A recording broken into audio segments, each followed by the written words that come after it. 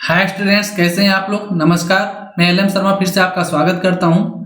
आज हम JPSC question practice का यह सीरीज नंबर 3 है, जिसमें हम पढ़ा पंचायत शासन व्यवस्था के बारे में हम चर्चा करेंगे। हमारा ऑलरेडी इस पर वीडियो बना हुआ है, यदि आप उसे नहीं देखें सबसे पहले उसे जाकर देखें, उसके बाद इस सीरीज को देखें, तब आपको क्वेश्चन को समझने में बहुत ही आसानी होगी। तो चलिए आज का पहला क्वेश्चन शुरू करते हैं। तो आज का पहला क्वेश्चन है, पढ़ा पंचायत शासन व्यवस्था का संबंध किस जनजाति समुदाय से है।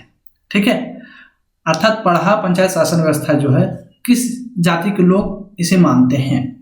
तो आपको मैं बता दूं कि जो भी शासन व्यवस्था है कहीं ना कहीं मुंडाओं से वो प्रभावित है, क्योंकि मुंडा सबसे पहले छोटा नागपुर में आए थे। ठीक है, तो ये जो पढ़ा पंचायत शासन व्यवस्था है यह उरांव जनजाति की, कौन सी जनजाति की, उरांव जनजाति की शासन व्यवस्था है। ऑप्शन में है खड़िया, हो, उरांव और संथाल। तो आंसर क्या हो जाएगा, उरांव जनजाति, अर्थात डी नंबर। ठीक है, नेक्स्ट है, उरांव जनजाति में ग्राम प्रधान को क्या कहा जाता है। अर्थात आपको इस क्वेश्चन को इस प्रकार से भी पूछा जा सकता है कि पढ़ा पंचायत शासन व्यवस्था में ग्राम प्रधान को क्या कहा जाता है। दोनों तरह से आपसे क्वेश्चन पूछा जा सकता है, इसलिए कंफ्यूज नहीं हो। तो ग्राम प्रधान को जो है महतो कहा जाता है। ऑप्शन में है मुखिया, मानकी, महतो और पुजार। तो क्या कहा जाता है, महतो कहा जाता है। राइट, अब महतो क्या होता है, यह गांव का प्रधान होता है और यह जो गांव स्तर का अर्थात ग्रामीण स्तर का जो भी मामले होते हैं, विवाद होते हैं, उसको निपटाने का कार्य करता है। और इसमें गांव के जो अनुभवी लोग होते हैं, वृद्ध लोग जो होते हैं, जिससे काफी ज्यादा एक्सपीरियंस है, वो लोग इसमें महतो की क्या करते हैं, सहायता करते हैं। ठीक है, और महतो को यहाँ पे प्रशासनिक क्या,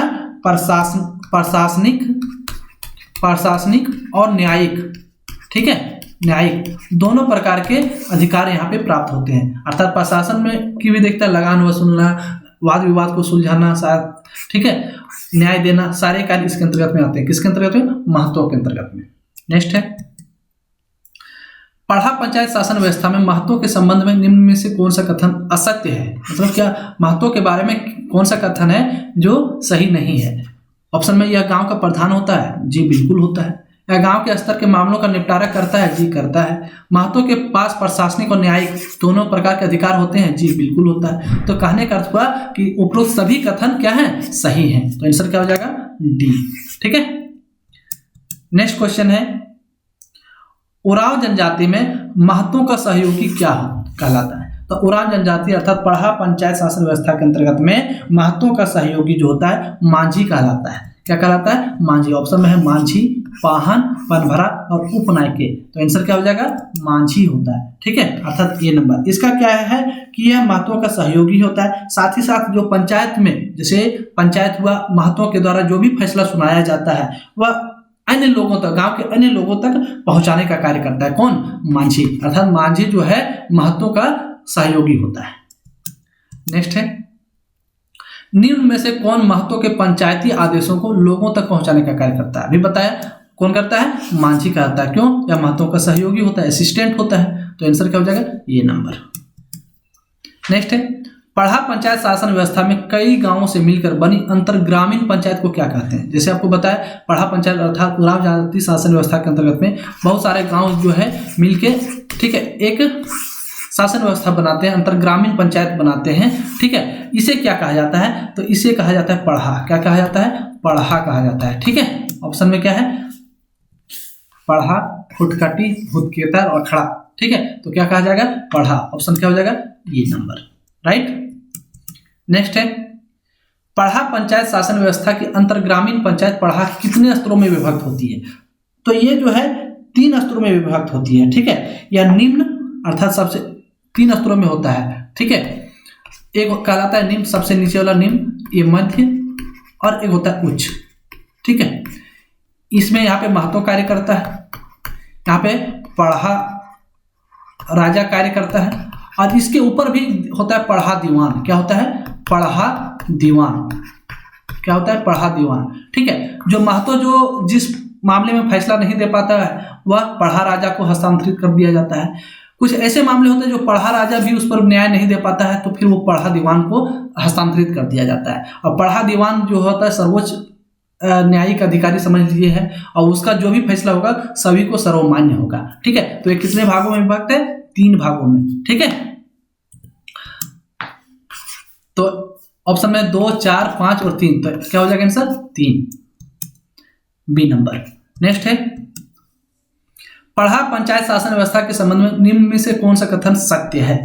ऑप्शन में है पंचायत की कार्रवाई में केवल पुरुषों की भागीदारी होती है, नहीं।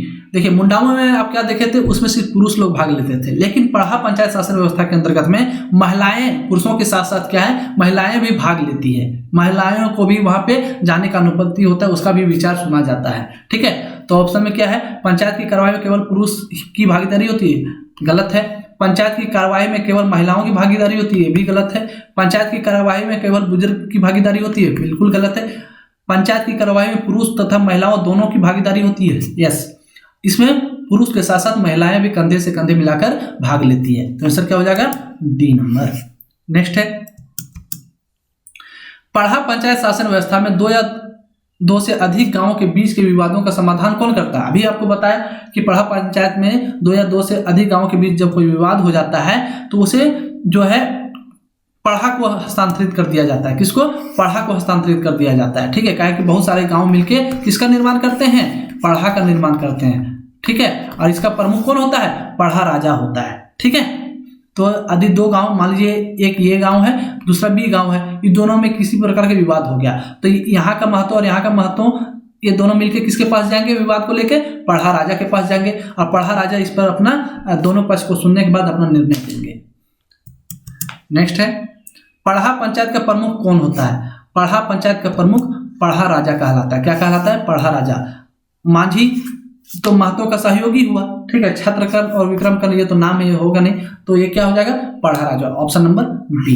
ठीक है, नेक्स्ट है, पढ़ा पंचायत शासन व्यवस्था में जिस मामले का निपटारा ग्राम स्तर पर नहीं होता उसे किसके पास हस्तांतरित किया जाता है? ठीक है, अभी आपको बताया कि पढ़ा पंचायत शासन व्यवस्था में जिस मामले ग्राम स्तर पर नहीं हो पाता है वह किसको हस्तांतरित कर दिया जाता है, पढ़ा दीवान को हस्तांतरित कर दिया जाता है। ठीक है, दोनों गांव के जो प्रमुख महतो हैं वो दोनों मिलकर किसके पास जाएंगे, पढ़ा राजा के पास जाते हैं। ठीक है, पढ़ा राजा के पास जाएंगे अपना फैसला, और दोनों पक्ष को सुनने के बाद यहाँ पढ़ा राजा अपना निर्णय देगा।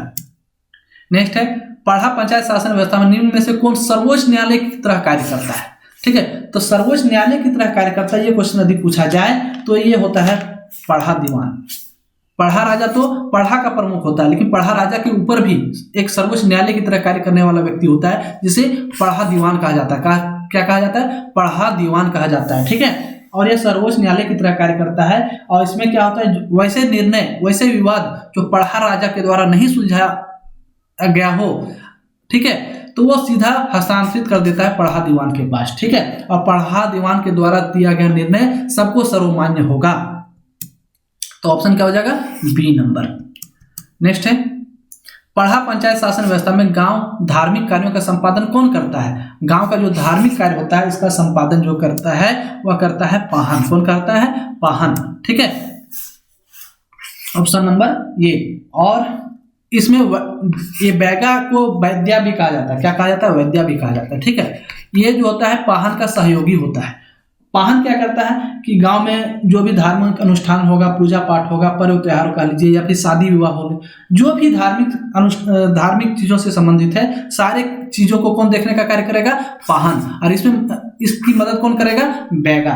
ठीक है, और यह पाहन जो पद होता है, आपसे पूछा, यह शादीशुदा व्यक्ति को दिया जाता है। किसको दिया जाता है? शादीशुदा व्यक्ति जो है, अर्थात जिसका विवाह हो चुका है उसे ही यह पद दिया जाता है, किसी कुंवारे को यह पद नहीं दिया जाता है। ठीक है, और पाहन को क्या है, ये पूजा पाठ करने के लिए उसे एक लगान मुक्त भूमि भी दिया जाता है। क्या? लगान मुक्त भूमि दिया जाता है, जिसे पहनई भूमि कहा जाता है। क्या कहा जाता है? पहनई भूमि कहा जाता है।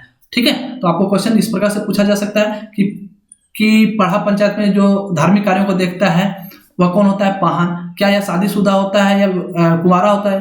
तो यह शादीशुदा होता है। इसका सहयोगी कौन होता है? तो वैद्या या फिर बैगा होता है। इसे पाहन को दी जाने वाली भूमि को क्या कहते हैं? तो पहनई भूमि कहते हैं। राइट।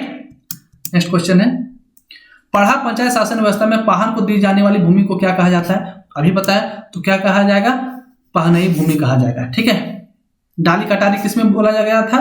मुंडा वाले में। ठीक है, कंफ्यूज नहीं होंगे, मुंडा में पाहन, मुंडा शासन व्यवस्था के अंतर्गत में पाहन को दी जाने वाली भूमि को डाली कटारी भूमि कहते हैं। लेकिन यही पढ़ा पंचायत अर्थात उरांव जाति के बारे में बोला जाए तो उसे पहनई भूमि कहते हैं। ठीक है, दोनों में अंतर है, तो क्या हो जाएगा ऑप्शन सी। नेक्स्ट है पढ़ा पंचायत शासन व्यवस्था में पाहन के संबंध में निम्न में से कौन सा कथन असत्य है। पाहन के संबंध में क्या गलत है। यह गांव का धार्मिक प्रधान होता है, जी होता है। यह पद किसी साधुशुदा व्यक्ति को ही मिलता है, जी बिल्कुल सही है, कुंवारा को नहीं मिलता है। गांव के सभी धार्मिक अनुष्ठानों का संचालन पाहन के द्वारा ही किया जाता है, जी बिल्कुल सही। अर्थात उपरोक्त सभी कथन इसमें क्या है, सही है। तो आंसर क्या हो जाएगा, डी नंबर। ठीक है, तो पढ़ा पंचायत शासन व्यवस्था के अंतर्गत में जो भी क्वेश्चंस महत्वपूर्ण थे हमने डिस्कस किया सारे कॉन्सेप्ट के साथ में। ठीक है, फिर मिलते हैं हम नेक्स्ट टॉपिक के साथ, तब तक के लिए थैंक यू। जय हिंद, जय भारत।